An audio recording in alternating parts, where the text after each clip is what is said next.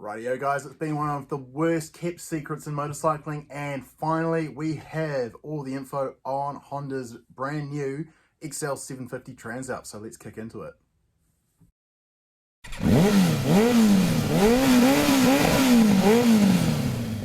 So we've known that Honda's going to be releasing this bike for a while now. First they did some patent filing, then we saw those very staged spy shots. Most of those look like they've come from the official photography session, going by the press pics. And now we finally have the XL750 Transalp to look at in the flesh. And to me, it looks like a bigger CB500X, which personally doesn't really do it for me, but they do have some cool accessories packages which make it look more Transalpy. So let's get into the specs, shall we? So, as we kind of figured, it's based around Honda's new parallel twin, which is a 755cc single overhead cam unit. Power is about 90 horsepower, 67.5 kilowatts, and it's backed up by 75 newton meters of torque. Weight, as always, is a point of contention with adventure bikes, and Honda seems to have pretty much nailed it with the Transalp with a curb weight of a curb weight of 208 kilograms. So 2 kilos more than the Tenere 700, but vastly lighter than the new V-Strom 800. So, like I said before, visually, the new Transalp fits in well with Honda's current lineup. It looks like a bigger brother to the CB500X, and it doesn't particularly share any styling cues at all with the Africa Twin, which I think might be a bit of a missed opportunity personally, but hey, people love the CB500X, so why not sort of make the Transalp sort of take its styling cues from that bike. In terms of the chassis, the XL750 Transalp uses a steel frame and is set up with a full Showa suspension. So you've got a 43mm upside down fork and a rear shock moving through a ProLink system, which is basically Honda's fancy words for a linkage. Ground clearance is noted at 210mm, so that is 10mm less than the new V-Strom, and about 30mm less than the Tenere 700. Travel for the front end suspension is 200mm, while the rear is 190mm. So decent travel there. It's not as off-road focused maybe as, say, the Tenere, but it's going to be perfectly fine for the gravel touring that Honda envisages this bike to do. Wow, I am totally getting tongue-tied today.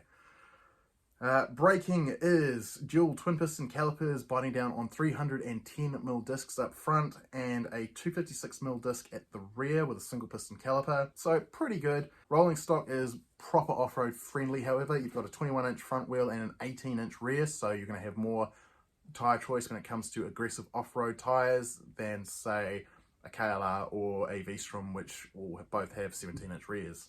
Supplying the Transalp with fuel is a 16.9 litre fuel tank, and claimed fuel consumption is 23 kilometres a litre, so that puts range at over 350 kilometres. Again, like I said in my V-Strom video, sort of being a little bit more cautious when I'm sort of talking about the fuel range, because let's face it, none of us ever get the claimed fuel consumption from our bikes. It's unheard of.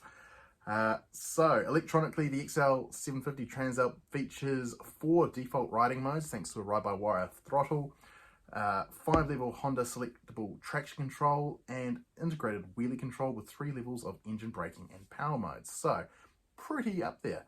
The premium electronics also include a 5-inch color TFT instrument display, so thank God we don't have that horrible inverted LCD that the CB500 has, which personally I think looks atrocious. And we've also got Honda smartphone voice control, full LED lighting, auto cancelling indicators, and emergency stop signal. So grab a fistful of brakes and your hazard light's going to flash, basically.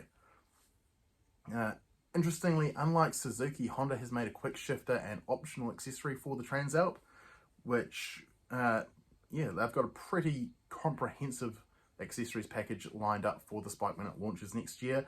They've got luggage, crash protection, and a skid plate, and along with all those, they have different sort of packages. So you've got a rally package, a touring package, an urban package, all with different accessories from the Honda accessories lineup to sort of tailor the Transalp to that specific purpose.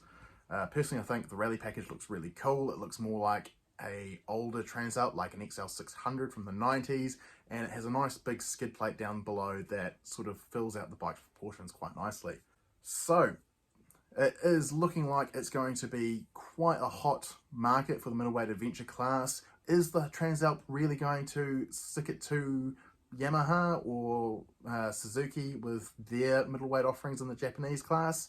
We'll have to take a look and see. It definitely has more power than the Yamaha and the Suzuki, but it's got slightly less ground clearance, and to me it doesn't have those exciting looks. But hey, looks are all a personal opinion. I'm keen to hear yours, so comment down below. Do you think Honda have done the Transalp right this time, or have they missed the mark somewhat?